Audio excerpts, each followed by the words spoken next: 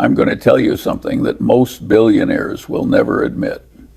Not because it's illegal, not because it's unethical, but because it makes them look less clever than they want you to believe. The secret isn't about picking the right stocks. It isn't about timing the market. It isn't about having insider information or genius IQ. The secret is this: wealthy people get rich by refusing to do the stupid things that everyone else does. That's it. That's the whole game. Charlie Munger spent 99 years on this earth, and by the end he was worth billions. People thought he had some magic formula. They thought he and Warren Buffett were financial wizards who could see the future. Wrong. What they actually did was avoid being idiots for longer than everyone else. And that, as simple as it sounds, is almost impossible for most people to do. I grew up during the Great Depression. I was born in 1924, right when the American dream was collapsing into dust. My grandfather went bankrupt. My father, a lawyer, watched his clients disappear. Families we knew lost their homes, their dignity, their hope. It wasn't a textbook lesson. It was my childhood. And here's what I learned. Watching grown men crumble, money doesn't care about your feelings. It doesn't care if you're a good person. It doesn't care if you work hard. Money follows rules. Arithmetic rules, behavioral rules. And if you break those rules, you pay the price. Most people spend their whole lives blaming external forces for their poverty. The economy, the government, their boss, their bad luck. But the truth is simpler and harsher. Most people are poor because they do poor people things. They spend more than they earn. They borrow money they can't repay. They chase trends they don't understand. They envy neighbors they shouldn't care about. That's not bad luck. That's bad behavior. And the secret rule that billionaires never share, it's that they simply refuse to engage in that behavior. They don't participate in the stupidity Olympics that everyone else is competing in. Let me take you back to 1932. The stock market had fallen nearly 90% from its peak. Banks were failing by the hundreds. Unemployment was 25%. People weren't worried about their portfolio returns. They were worried about eating.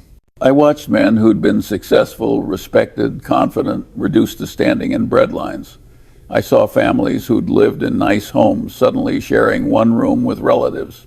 And here's the thing that burned into my brain. Most of these people hadn't done anything obviously wrong. They'd worked hard. They'd been optimistic. They'd believed in the American economy.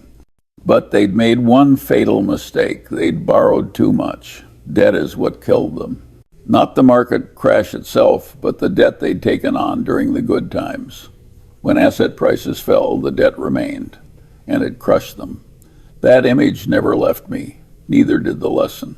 From that moment forward, I decided I would rather be poor with no debt than rich with leverage, because debt turns temporary problems into permanent catastrophes. Warren and I built Berkshire Hathaway on that principle. We could have used leverage. We could have juiced our returns. Wall Street would have applauded us.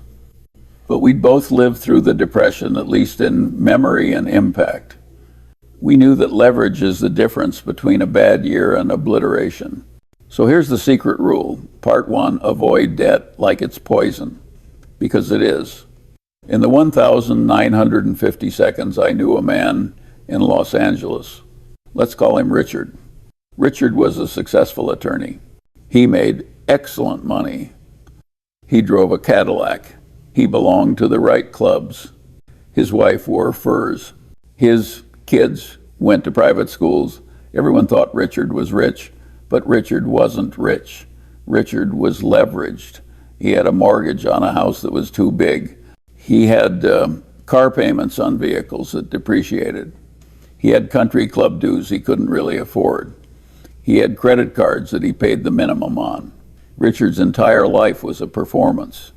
And the audience was his neighbors, his colleagues, people whose opinions didn't actually matter. When the 1,970 seconds came and the economy turned, Richard couldn't keep up. The bills piled up faster than his income. His investments, which he'd bought on margin, collapsed. By the time he was 60, Richard had nothing. No savings, no investments, just debt and regret. I watched this happen to dozens of Richards.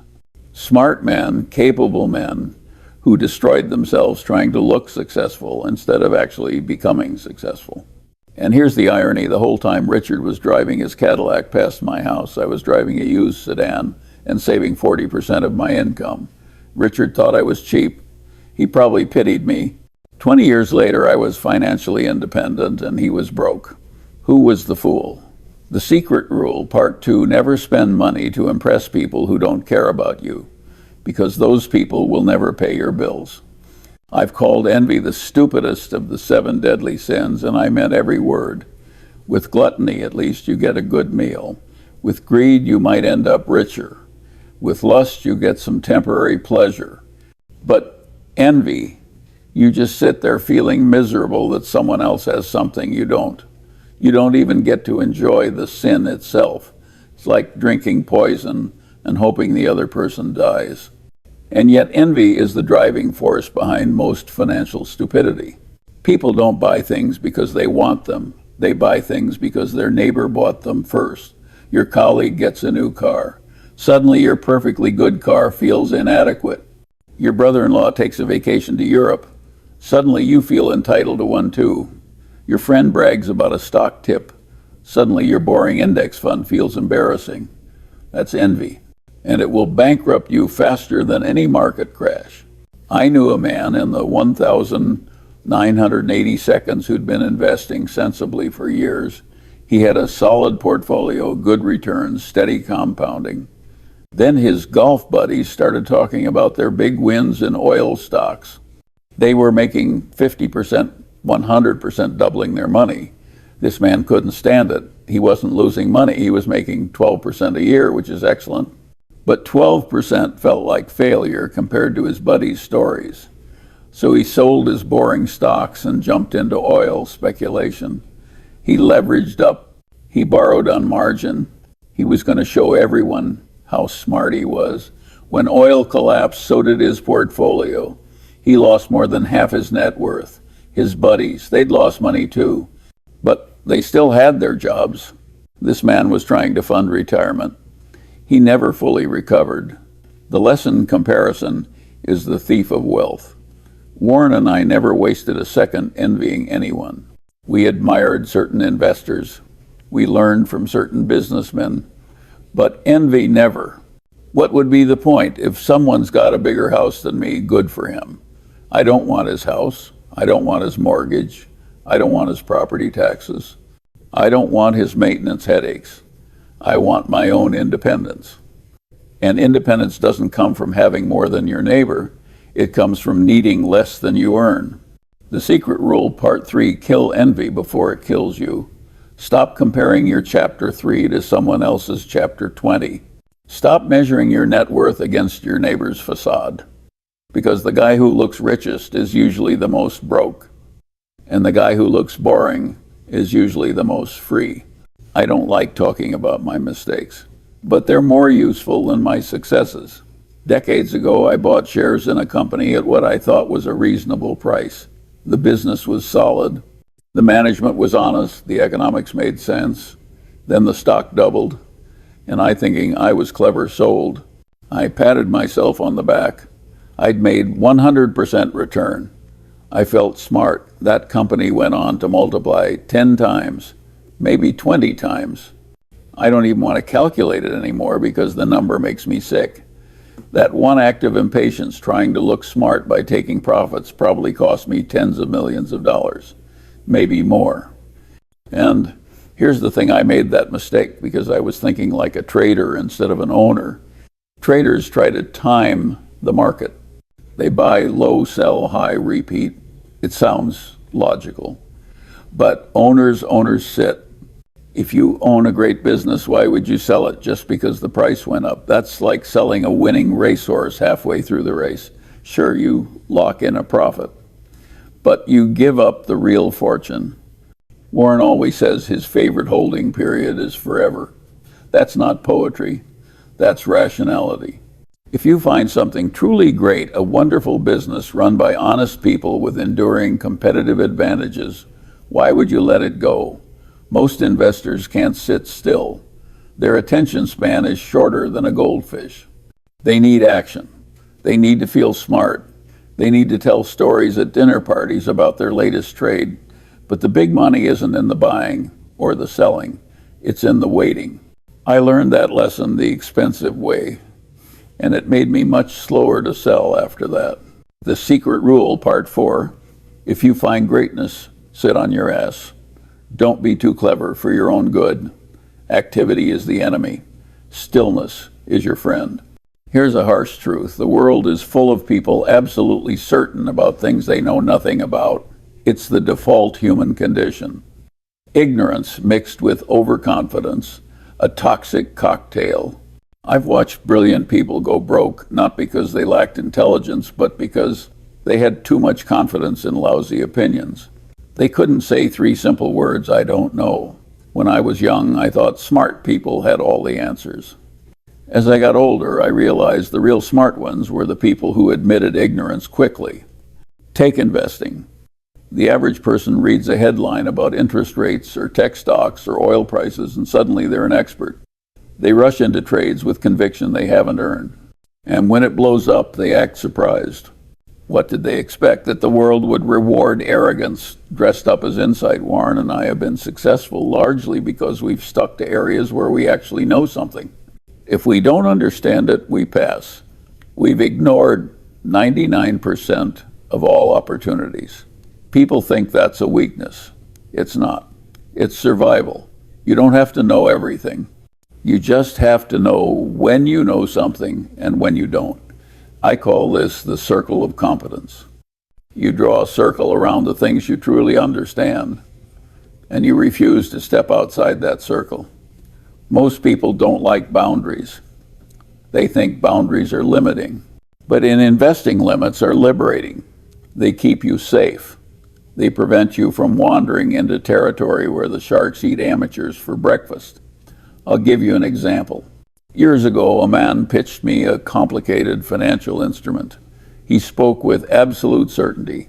Charts, projections, models, the whole circus. I told him I didn't understand the economics. He looked at me like I was an idiot. He practically laughed. A few years later, his fund collapsed. He lost everything. Several investors lost everything. My only regret was not telling him more bluntly that he was full of it. Here's the brutal truth. Confidence is cheap. Anyone can project it. Knowledge is expensive. It takes years of study scars and humility. Most people choose the cheap version. They pay the price later. The Secret Rule, Part 5, build a circle of competence and never leave it. If you can't explain an investment to your spouse in 1 minute, you probably shouldn't own it. And if you can't say, I don't know, at least 10 times a day, you're probably deluding yourself. Humility won't cost you anything. Pretending you're an expert on everything, that'll cost you everything.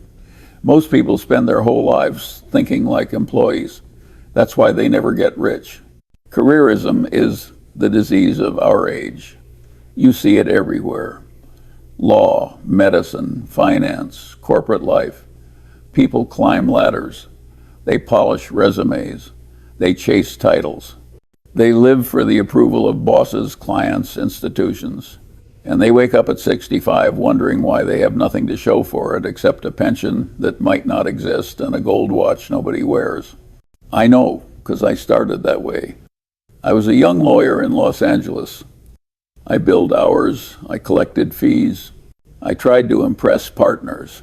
And one day it hit me, if I kept at it, I'd be comfortable but never wealthy. I'd be trading time for money until I dropped dead. So I quit. People thought I was crazy.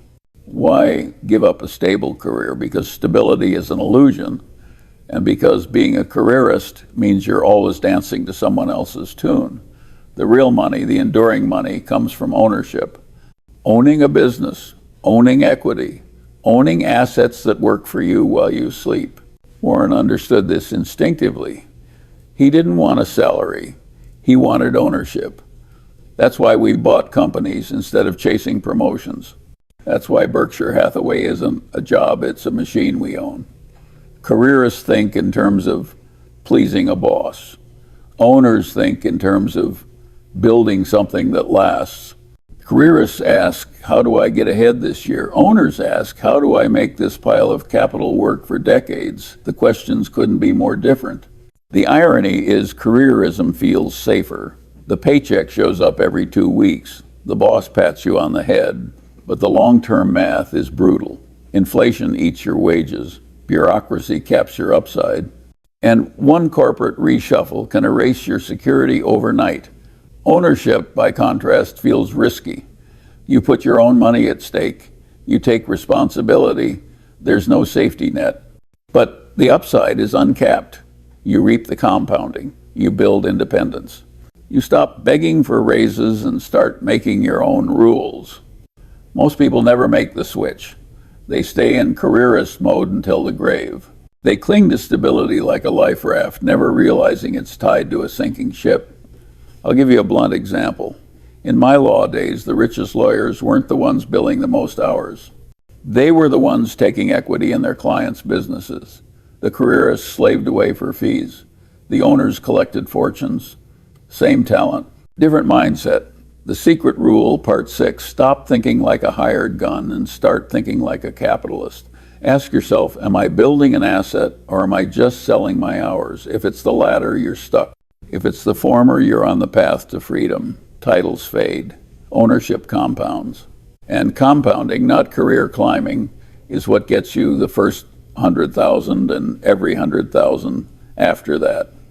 If you want to stay poor, it's easy. Load up on debt, surround yourself with fools, and add a little drama to your daily life. That cocktail has ruined more people than the stock market ever did. I made a different choice. I cut those 3 poisons out early. First, debt. I already told you what the Depression taught me. Debt is a noose. You may not feel it tightening at first, but it always does. Credit card balance. Car loan margin, account different names, same trap. Most people go broke not because they never made money, but because they owed more than they could carry. Warren and I never wanted that. We built Berkshire without the kind of leverage Wall Street loves. That's why we sleep well at night. If you need debt to make your plan work, your plan sucks. It's that simple. Second drama. You'd be surprised how many intelligent people ruin their lives chasing chaos. Bad marriages, foolish lawsuits, toxic partners.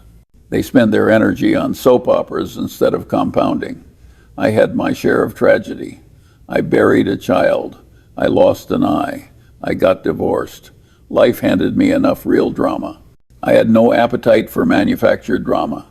That's why I cut it out wherever I could. Don't pick fights. Don't sue unless you absolutely must. Don't waste time on people who drain you.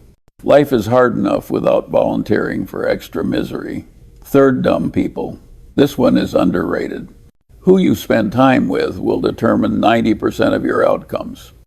If you invest with idiots, work for idiots, or marry idiots, you'll pay dearly. The world is full of people who are unreliable, dishonest, or simply stupid. If you can't spot them, you'll suffer with them. Warren and I had a rule: we only wanted to deal with people we liked, admired, and trusted.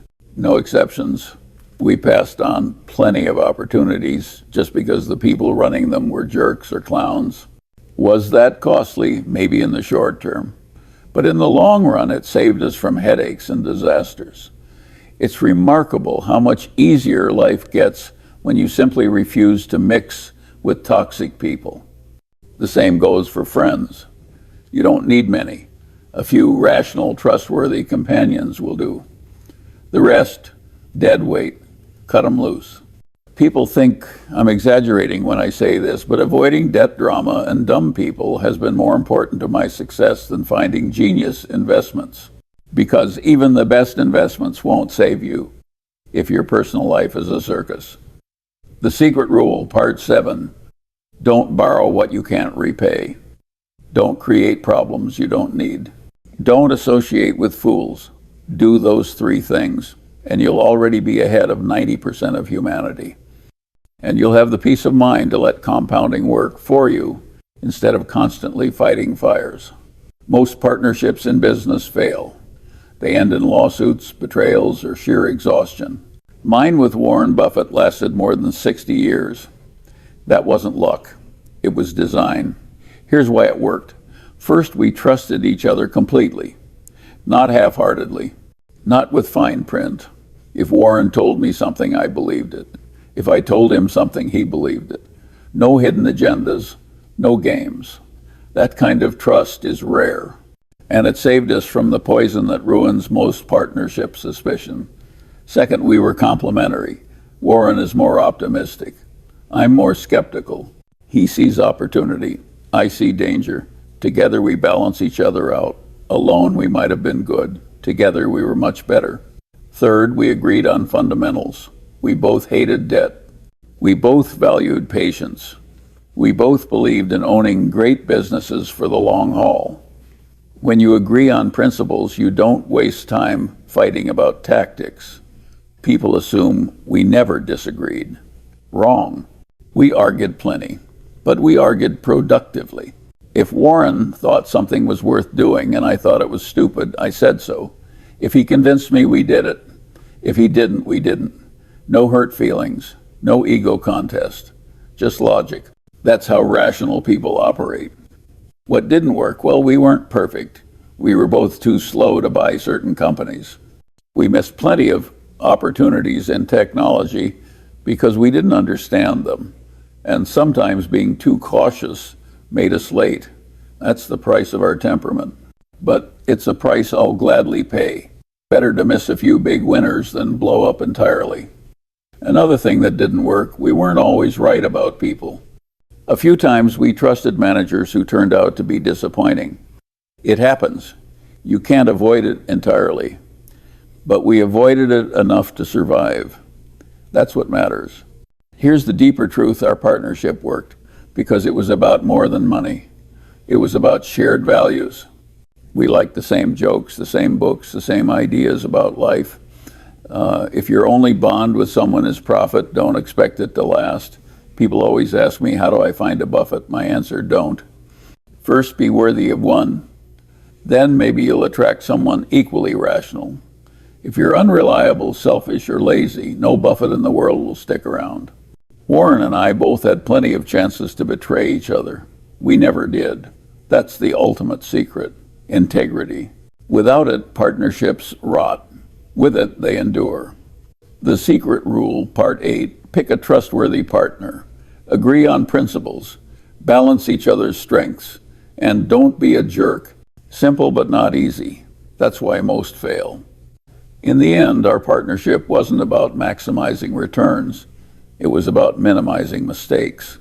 We didn't need to be geniuses. We just needed to avoid being stupid together for a very long time. And if you think that sounds unglamorous, you're right. But it worked. People love to imagine Warren and me as masterminds who carefully plotted our way to billions. That's nonsense. I never planned to be a billionaire. I just overshot. The truth is simpler and less glamorous. I tried to save, I tried to invest rationally, and I tried to avoid doing stupid things. That's it. The rest was time and compounding. Most people can't accept that. They want a secret formula. They want shortcuts, tricks, hacks.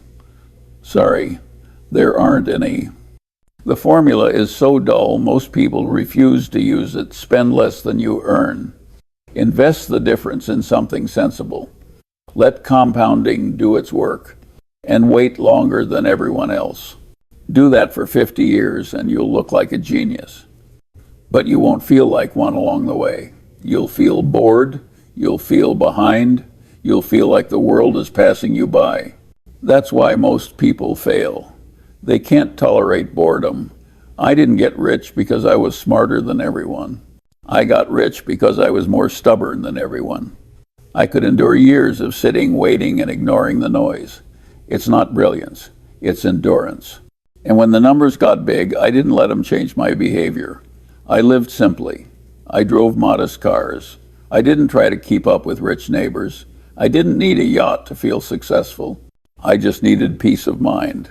That's another paradox. You don't get rich by acting rich. You get rich by acting boring. You save when it's hard. You avoid debt when it's tempting. You sit still when it's uncomfortable. Then one day people look at you and say, wow, how did he do it? I'll tell you how. I didn't blow it. That's all. I've said it before, if you avoid the big mistakes, the rest takes care of itself. You don't need to swing at every pitch. You don't need to predict the future. You just need to let compounding work and not screw up your own life.